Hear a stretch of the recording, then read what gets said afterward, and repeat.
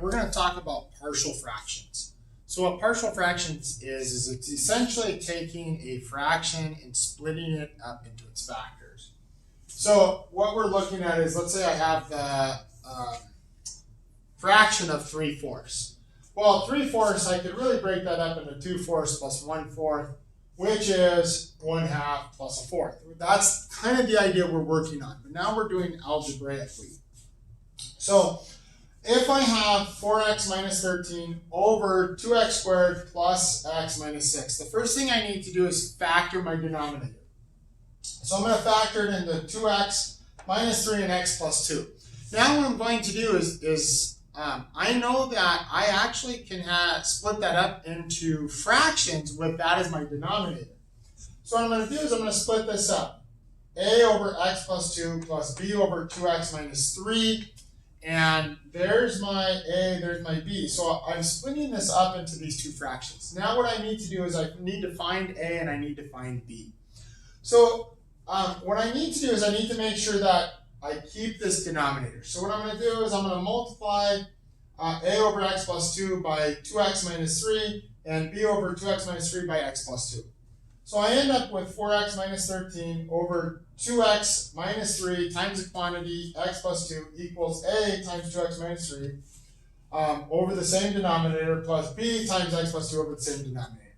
Now, since I have the denominators the same, I'm just going to work in my numerator. So I have 4x minus 13 equals a times the quantity 2x minus 3 plus b times the quantity x plus 2. Well, I have multiple variables here, right? I have an x, I have a b, I have an a. I need to find a and b. Well, the easiest way to do that is to pick values for x. And I want to pick very specific values. I want to pick values that are going to eliminate the a or the b. And what I mean by eliminate is I'm going to take a and I'm going to multiply it by 0, or I'm going to take b and multiply it by 0. So the first one is b is really easy to get rid of, right? So I have x plus 2. So I'm going to pick a value for x that's going to cause this to be 0. Well, that's negative 2. So I'm going to plug negative 2 into this function. So I end up with 4 times negative 2, which is negative 8 minus 13 equals a times the quantity 2 times negative 2 minus 3 plus b times negative 2 plus 2. Well, this whole piece is going to go to 0.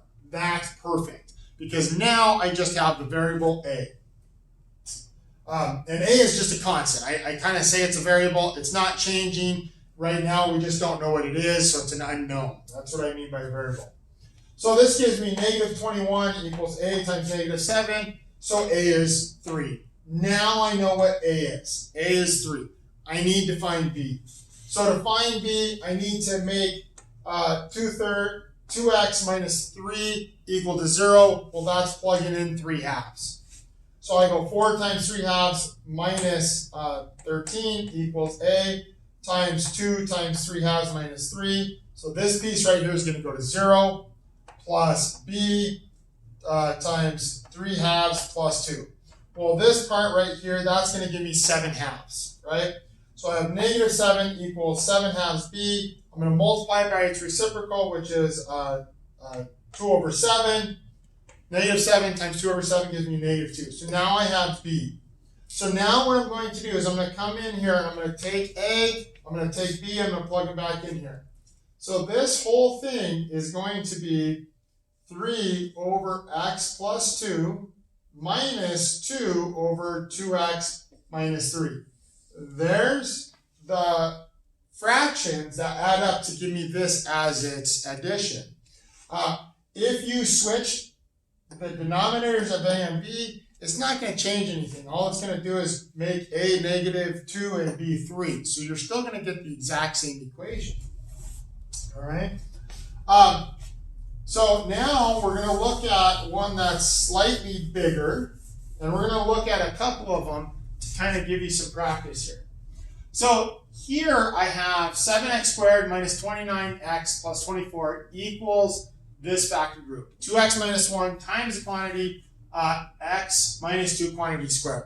Now this one's really important because anytime I have a power here, I have to take into account that the fraction could be split up. So notice here I have, here is 1/2, and this is 1 over 2 squared. So I have to take into account the single power of this, the square power. If I had a cube, I'd have to go x minus 2 quantity squared, x minus 2 quantity cubed. Okay, so I'd have to take those into context. And so now what I'm doing here is I've already split this up. It's already factored for me, so I've split this up. Actually, I'm going to look at a times x minus 2 squared, b times 2x minus 1, and an x minus 2 to get this to be x minus 2 squared, and then c times 2x minus 1. So the first thing I'm going to do is just take my easiest one. I'm going to get rid of a and b so I can focus on what c is. So I'm going to plug 2 in. So I'm going to plug 2 in the entire equation. The nice thing is I have 7 times 2 squared minus 29 times 2 plus 24 equals a times quantity 2 minus 2 squared. Well, that's 0, so I don't have to worry about it. B times 2 times 2 minus 1 times 2 minus 2, which that's going to be 0 also. So a and b go away. That's awesome. That leaves me with just c, which is 2 times 2 minus 1. Well, 2 times 2 is 4 minus 1 is 3, so I end up with 3c. On the other side, I end up with 28 minus 58 equals 24. Well, that gives me negative 6 equals 3c. I'm going to divide by 3, so c is negative 2. Okay, so there's my c. Okay, now I need to get rid of this 2x minus 1. Well, the way I'm going to do that is I'm going to plug in a half. Okay, so now this one's not as nice because I know most of you don't like working in fractions, but I'm going to plug in a half. 7 times a half squared minus 29 times a half plus 24 equals a times the quantity a half minus 2 quantity squared plus b 2 times a half minus 1 times a half minus 2 plus c times 2 minus a half plus minus 1. Now, I could have plugged in what c is here, but it doesn't matter because it's going to go away. Okay, so that's 0, this is 0, this leaves me here. Well, half minus 2 is negative 3 halves. I'm going to square it. Negative 3 halves squared is 9/4. On the other side, I have a half squared, which is a fourth. 7 times a fourth is 7/4. Minus 29 halves plus 24. I'm going to convert those all into terms of fourths. And when I do that, I get 45/4 equals 9/4 a. So now I'm going to multiply by 4/9 to get rid of that. So a is equal to 5. So now I have what a is, I have what c is, now I have to find what b is. So at this point, I am going to substitute in what a and c are. Okay? So a is 5, c is negative 2. Now, I need to pick something that's really easy to work with. Okay? I could pick 0, I could pick 1. I chose 1 just because it's most of us are pretty easy to work with. You could have picked 0, it doesn't really matter. You just can't pick 2.5. You can pick any other number and solve it because once I pick a value for x, all I have left is b. So I picked 1, I plugged it in, so 7 minus 29 plus 24 gives me 2. 5 times the quantity 1 minus 2, which is negative 1 squared, which is going to give me 5. 2 minus 1 is 1. 1 minus 2 is negative 1, so that's going to give me negative b. Negative 2 times 2 minus 1, which is 1. That's going to give me negative 2. Now when I solve this, I get b equals 1. So there's my b. Okay? Now I'm going to plug these back in. So I get 7x squared minus 29x plus 24 over 2x minus 1 times the quantity x minus 2 quantity squared. I get 5 over 2x minus 1 plus 1 over x minus 2 minus 2 over x minus 2 squared. Okay? So this is nice. This actually worked out into a lot of linear binomials. Okay? So I didn't have a chance to put the last one we're going to look at up here, because what happens if one of my factors is not a linear binomial? Okay? So let's say I have this.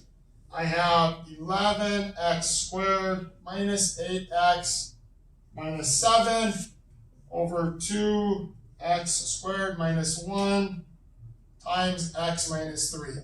Now the problem is this is not a linear binomial here. So when I'm doing this, I can't just have a over that because it's not going to work. So what happens is I always have to go 1 degree less. So you notice in my other ones, 1 degree less from a linear binomial is going to be a constant. So this is actually going to be ax plus b over 2x squared minus 1 plus c over x minus 3. Okay? And so now I have this kind of worked out a little bit here. So now I have 11x squared minus 8x minus 7 equals ax plus b times x minus 3 plus c times 2x squared minus 1. Okay? All right. So I can find c. I could find c fairly quickly, right? Because I could plug in 3. So let's let x equal 3. So I have 11 times 3 squared minus 8 times 3 minus 7 equals, I know this is going to go to 0, so I don't really need to kind of multiply that all out. It's just going to go to 0. So I have c times 2 times 3 squared minus 1. So this is going to give me 99 minus 24 minus 7 equals, well, 9. This gives me c equals 18 minus 1. Oh, 31, so this is what, 68? 17c, so c is 4. Okay, so that's important that I found what c is. I found c is 4. Okay, so now I am going to plug in the value of c. So now I have to find a and b. And this is where it gets a little bit harder. Okay, so what I'm going to do is I am going to pick a value of 0. I'm going to let x equal 0. Well, let's put it up here. X equals 0. I'm going to put c in as 4. Okay, so if I have 0, I have 11 times 0 squared minus 8 times 0 minus 7 equals a times 0 plus b times 0 minus 3 plus 4 times 2 times 0 squared minus 1. All right, so this gives me negative 7 over here. A goes away. I get negative 3b minus 4. I'm going to add my 4 over. Add my 4. I get negative 3 equals negative 3b.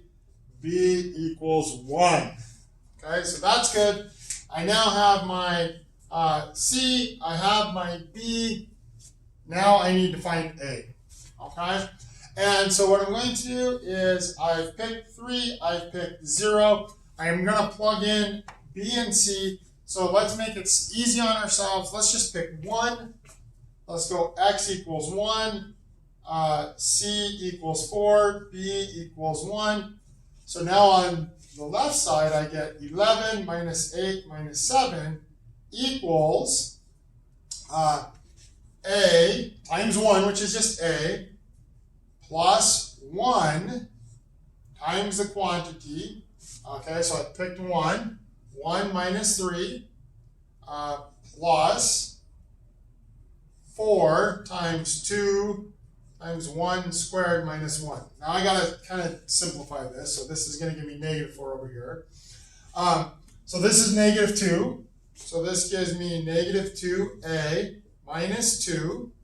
Here I have 1. So this is 2 minus 1 plus 4. Okay? So now this is going to give me negative 4 equals negative 2a plus 2 minus 2 minus 2, negative 6 equals negative 2a, or a equals 3. Okay? So there's my a, my b, my c. I now need to rewrite this as a partial fraction. So let's just kind of go back over here. I'm going to erase this since I already know what a, b, and c is. So I can't keep it here. So this is going to give me 3x plus 1 over 2x squared minus 1 plus 4 over x minus 3. So a lot of times when you're working with partial fractions, you're really picking values of x that are going to eliminate something. That's going to give you a 0. It's going to allow you to find that 0 and multiply it out to kind of simplify that process. Okay, so that's partial fractions.